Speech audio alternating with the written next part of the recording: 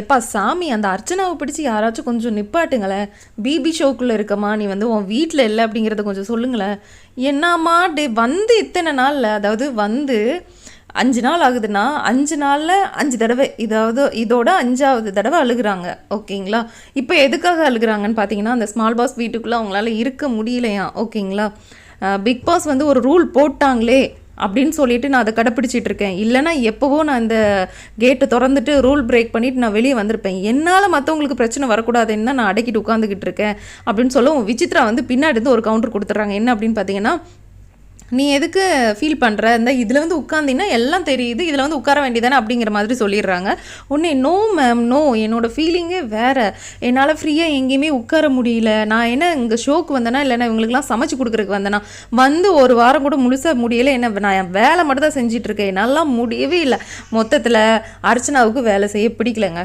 அவங்க வந்து அழகாக கேமரா முன்னாடி என்னை அழகாக காமிச்சிக்கிறதுக்கு தான் நான் இங்கே வந்தேன். நான் என்ன சமைக்கிறதுக்கு வந்தேன்னா இல்லைனா அந்த ஷோவில் வந்து விளையாடுறதுக்கு வந்தேன்னா, நான் என்னை அழகாக காமிக்கிறதுக்கு தான் வந்தேன் அப்படிங்கிற மாதிரி சொல்கிறாங்க. பாவம் அந்த பொண்ணு வந்து பிபி ஷோ வந்து என்ன மாதிரியான கான்செப்ட் உள்ளதுன்னே தெரியாமல் அவங்க அந்த வீட்டுக்குள்ளே வந்திருக்கிறாங்க.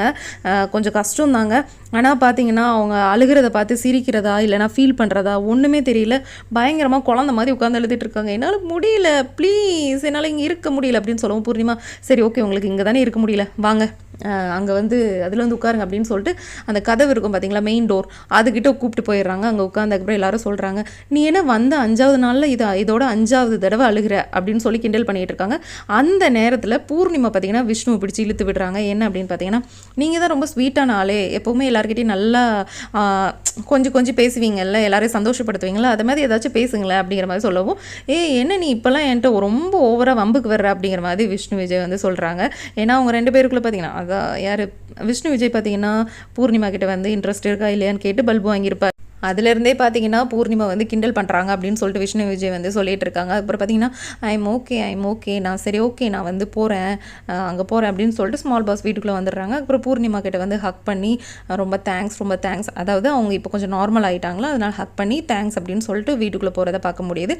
எனக்கு தெரிஞ்சு இவங்க வந்து தாக்கு பிடிக்கிறது ரொம்ப கஷ்டம் போல இருக்குது ஃப்ரெண்ட்ஸ். ஏன் அப்படின்னு பார்த்தீங்கன்னா, மாயா வேறு நெக்ஸ்ட் வீக் வந்து அர்ச்சனாவை அதே ஸ்மால் பாஸ் வீட்டுக்குள்ளே போடலான்னு பிளான் பண்ணியிருக்கிறாங்க. அதனால் என்ன நடக்கும்னு தெரியல. இவங்களே வந்து என்னால் முடியாது நான் கிளம்புறேன் அப்படின்னு கிளம்பிடுவாங்களோ என்னமோ தெரியல.